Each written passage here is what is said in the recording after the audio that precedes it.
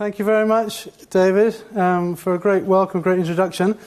I hope you all enjoyed the photo exhibition upstairs. Thank you to all the young people for being brilliant guides. I hope you enjoyed the experience and you had an appreciative audience for the work that you have done. So I'm Will Gardner. I'm a director of the UK Safer Internet Centre and CEO of Childnet International. Today is Safer Internet Day, and I'm delighted to see all of you here. There's been a lot going on around the country today, and it is a very important day on the calendar. This is an opportunity for all of us to reach out and talk about a really important issue: safe and responsible use of technology by young people, supporting young people to get the most out of the incredible technology that they have. And this day has grown over the years. I think we've been running this now for 7 years. It's now reached an extraordinary scale, and we know that this year was even bigger than it has been in previous years. So that is achieved by the collaboration that we have with schools and others to try and make this noise as big as we can. So I'm very optimistic for what we've achieved this year. And we know that from last year, the reach and the impact that we can have. We did a poll, a survey after Safer Internet Day last year, and we know that we reached 40% of children with Safer Internet Day messages. And of that 40%, over 80% said they felt more confident about what to do if something or someone was worrying them online. And then over 60% had spoken to a family member about the issue. So we had incredible reach, and then we had incredible impact, and which is why it's so important that all of us are mobilizing again this year to try and help spread the word again. Also in schools, who have been really active supporting the day, we know that they find it's really helpful to get conversations going between children and school staff on this particular topic.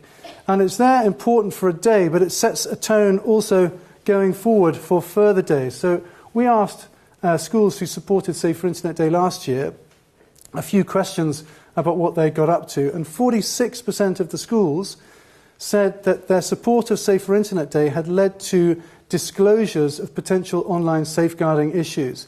So it had opened up conversations in relation to online safety of the pupils in their care, which is enormously empowering and encouraging. But the day isn't just celebrated in the UK. It's a global phenomenon now. We know that last year certainly, was celebrated in 120 countries around the world, which is very exciting. Now, David's already explained that the day is organised by the UK Safer Internet Centre, which is part funded by the European Commission, and it's made up of 3 different organisations: Childnet International, the Internet Watch Foundation, and I know Susie is here somewhere, over there. There she is, thank you, Susie. Good. With other members of her team, and the Southwest Grid for Learning. And we have people, I know Carmel's hiding way down here. Anybody else in the room from Southwest Grid? They're busy in the... there we go, thank you, Steve. So we work collaboratively on a number of things, but organising Safer Internet Day is one of the things on our agenda, and by working closely together, we've been able to make the day bigger each time. The theme this year is Be the Change, Unite for a Better Internet. So it's a very positive theme. We want there to be a positive message online. We still want to talk about the potential risks facing children, but we want to be working to empower young people to use the technology safely and responsibly, giving them the skills and the information they need to use the internet safely.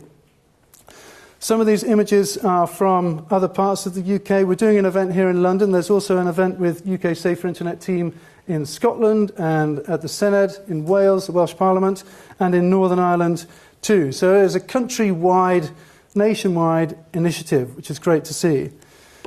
And I said before, this year it's bigger than ever before. We've got more than 1,600 organisations who've pledged their support for the day by putting up their logo onto the Safer Internet Centre website. And next to each logo, you can see what each organisation or school is doing to support the day. We haven't got all 1,600 there, but you can see there's a wide range of different organisations, from charities, from police services who've really got engaged right across the country, from governments, that's UK government, there's also devolved nations and local authorities, from the internet industry and more. It's an incredible multi-sector initiative. And what we hope from this big noise is it helps to reinforce each other. So a child might have in school an assembly or a lesson on the topic of keeping safe online, but their parents might hear something on the radio or see something in the news, or they might see something when they go online, and that consistent accumulation of messages reinforces each other, that leads to the point where parents and children have a conversation about internet safety, or people feel more empowered about using the internet more safely. So if I look at some of the things, some big names which are doing things across the country, we've got big organisations helping to add oxygen to the efforts of everybody else, like the BBC and Sky and Disney and Facebook and Google and Microsoft, the NSPCC, Lloyds Banking Group, Twitter, Vodafone, Premier League football clubs. The list goes on, and there's some things to look out for after the day has passed. The BBC has been working on creating a children's-facing portal, really, with a range of different safety materials called Stay Safe, so look out for that. Sky have created a film working with the young people in their academy to focus on the power of image, so that's something to look out for. But you can also see other things around. Some of the young people on their way here today passed an O2 store, and they saw their pictures in support of Safer Internet Day in the store. And I think it was inspiring to see how they are projecting this message in a very public way. Facebook and Twitter have helped us reach out to their user base. We've had Lloyds Bank Digital Champions, where there are 23,000 champions.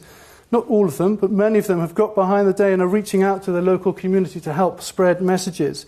Premier League football clubs have got engaged like never before, and there's in Liverpool there are events involving young people at Liverpool and Everton. So there's a range of different stuff, and I could go on doing this forever, but I think you might get a bit tired if I did. So I might stop there, but I think it gives you a snapshot of the range of different activities and how we are helping and reinforcing and collaborating.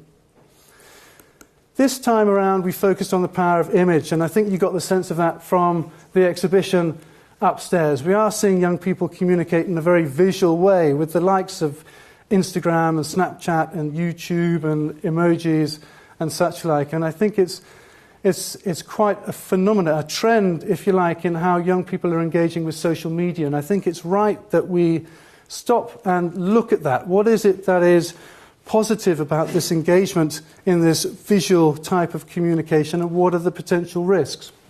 And it's by identifying those risks that we can help work better to better support young people who are active in this environment. So we published a research report this morning, and I should have brought a copy. There are some copies of them upstairs. If you haven't seen one, look out for it.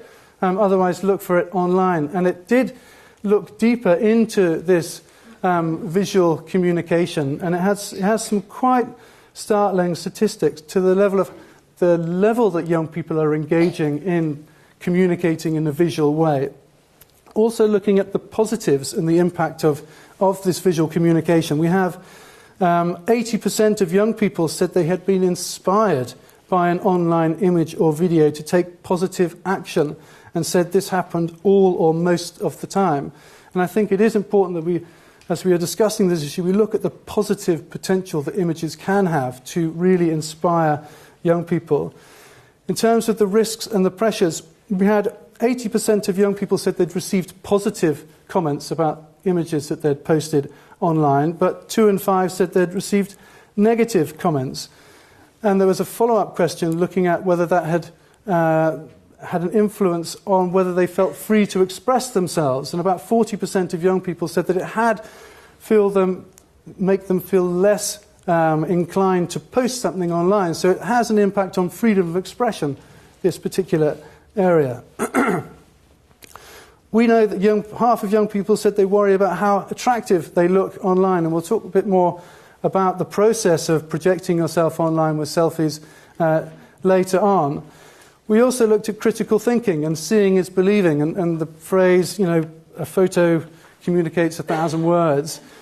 But there are elements about how images can be misleading, and it's important we think about that as we look at supporting young people in this space.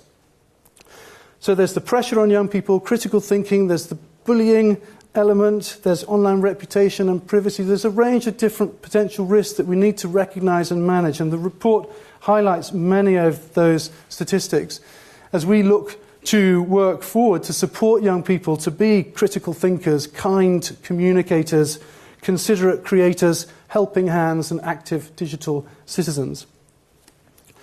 There's been a very busy day on social media. There was a thunderclap that went out at 8:30 this morning, and it went out, had a social reach to 7.7 million, which is really exciting. It's made a very big noise, and SID2017 has been trending through the day. I think it's still up there, Carmel, you were saying just now. There's also been the Give a Smile campaign, which schools and others have got behind, giving the opportunity to project a very positive message online by using emojis, either designing your own or putting a message within one to get a positive message out there to help make the internet a better place. Have a look out for the emoji charades if you've not seen that. That's a great game, and there's lots of that going on social media. Also supporting the day are education packs with SID TV, which are films to support the education packs. These packs have been structured differently this year to address every key stage. So we've made a key stage 1, key stage 2, 3 and 4 packs. So it's really tailored to the audience. The films are available in British Sign Language this year, which is really exciting. Thank you, Yahoo, for supporting the development of these resources, and also the Welsh Government for helping these to be translated into Welsh. So these are out right across the country. Last year we had 350,000 downloads of these resources, so they do have an incredible reach, and it's very exciting to see how Safer Internet Day is so embedded within schools. A key aim of Safer Internet Day for us as a centre is to give the floor to young people, to give everybody the opportunity to hear things from a young person's perspective. And the rest of this session is going to be more of that. So I'm going to hand over now to my colleagues Ellie and Kate, who are going to invite some young people onto the stage to dig a little deeper into the power of image.